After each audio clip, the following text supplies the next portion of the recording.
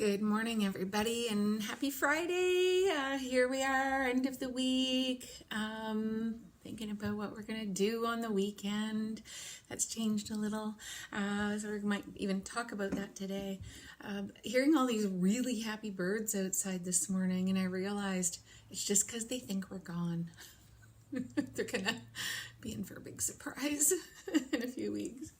Anyway, just using my time this morning to kind of calm myself and slow myself down, do little things that bring me a lot of pleasure. I've got a couple little things here I want to show you. The first, I'm definitely lighting something up here. And it might look like I'm at a campfire or something in a second. I'm finding that little daily rituals are kind of helping, and they're little things that I had anyway. When clients come in, I light all these candles and incense, and I really get the ambiance going.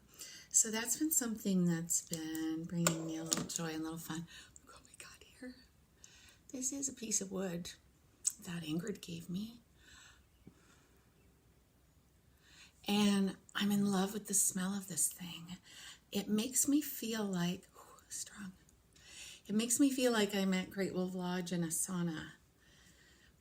And it's hot, and it's really hot.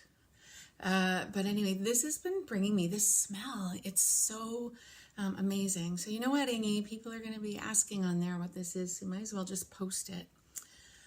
Mom, I think you know what this stuff is too. Anyway, the second thing that I've been carrying around with me, like an obsessed fan here since last year, I have this. This is salt. This is a little votive salt, and Kate Davis, my friend, gave this to me on my birthday. And what I find at night when I light it, that salt is just really good for the energy around us. But when I light it at night, it looks like a planet. It looks like a planet Mars in my room. What I found one day, I was doing some Reiki, and this is for any energy practitioners or anyone that's doing any kind of body work, is that once you've had a candle in here for a little while, the whole thing gets really warm. And what I did one day when I was giving a massage is I just gently applied it down the back to each of the chakras. So I just want to say that was really amazing. And if you see one of these, that can be used for that. And I'm just in love with that. So those are my two little things I keep. Okay, I'm going to have to dial 911 for the fire department too. Here. Trying to have a party there without me. Okay. So what I learned about myself this morning is, I was a little overzealous on the exercising yesterday, kind of out of boredom. So I did all three things that I usually rotate, and I'm paying for it a little bit. Today I'm a little sore. So I decided that I was just going to get up and just do some stretches, just do some yoga, just get down there and slow down and not have to be doing those, ab Pilates and all that. So I laid down and I got myself set up as I generally do, and I found my own brain trying to rush me through it, really wanting just to get out of those poses and kind of get it done, and I had to stop and self-reflect on that. Stillness. Now there's a couple of myths that I'd like to clear up around that, around stillness and around what it means and around what someone like myself who I'm not going to label myself in any way, but I do this work and I'm fairly calm for the most part. Thinking about how I find stillness. So there's this first myth that enlightenment needs to come through stillness. I've noticed this pressure over the years on our Western kind of society that's just diverse and looking at all different kinds of means of the search for enlightenment, is that there's this paradigm that we have to be, we must be meditating. We must be spending 30 minutes in peace, love, and Om every single morning. No, it's more like peace, love, and oh my God, where are my car keys? Because that's me. That's how I do some of my mornings, not all of them. So my meditation is physical. Some of my best insights and concepts and things that I'm going to write down, comedy stuff, all of that stuff comes to me when I'm out running on a trail. And when I'm doing those things. So number one myth is that you have to create or be in this stillness to reach enlightenment. Enlightenment comes through complexity, it comes through movement, it comes through connection, it comes through experience. Enlightenment comes from everything.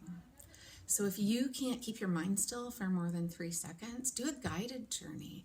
That's what I like to do. I like to go in, and anyone who's had a meditation or a regression with me knows that what I really like to do is take you on visual journeys where we're seeing stuff. We need to see stuff. That's where we're going to learn about what even our own mind or id or psyche is trying to show us. So you don't have to be still. So back to me this morning, though, I found that a little cumbersome. I was like, in this state of daily self-reflection, I don't like the fact that a part of me is trying to rush me through what I'm trying to get accomplished here. So I went back to something I said yesterday about, having the thought now that I can't slow myself down. And it's like, well, who says? Who's making that reality up? That would be a part of me. So I started to realize that that didn't have to be my meditation with the external and with the higher, but that stillness, and this isn't some great revelation, you all know that. That stillness part is just that I just, again, wanted to really slow down and give that time to my body. So I became active during it. I actively talked to each muscle that I was stretching. I actively did those things. And again, not a new concept. Mind-to-body connection, not new at all. What's new here today is my realization that I needed to consciously choose to work on that part and to work on making that part evolve and to understand more about how I can just slow down and be more present. So I've been getting feelings for years about yoga, and I think that's my answer, part of it. And I've done some, a little bit. But those yoga people out there who know me, yeah, I'm going to be hitting you up and probably showing up at your classes or doing some online stuff for the time being.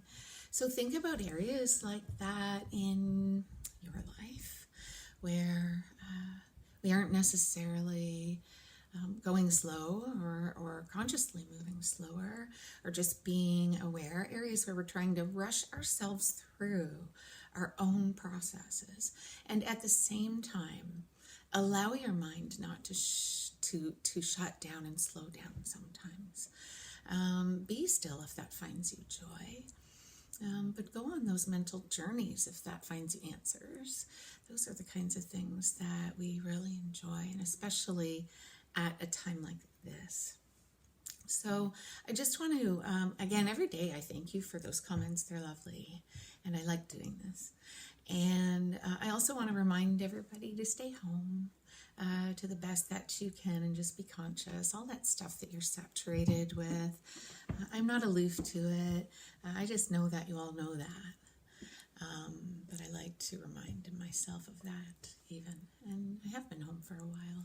Feels good. It feels nice. It's like that rebirthing, as I said. So I'm off. I need to get going. I was thinking that if anybody had any topics they wanted me to touch on, I've got tons of them. But if anybody had any subjects they wanted me to touch on in the mornings, drop that into the comments and I'll have a look at it after work today. So thank you. Have a beautiful Friday. Keep loving one another and yourselves and processing as we're moving through these days. Probably next time we will talk a little bit about autopilot and how to process emotionally the grieving that we're going through as we're even just losing out on our daily experiences. And how to be conscious of that as energetic beings and make sure that we're, not coming out of this at the end kind of full of energetic kind of residue from what we're dealing with right now while we're kind of on auto fly. So thank you. Have a fabulous day, and we'll probably talk to you again tomorrow.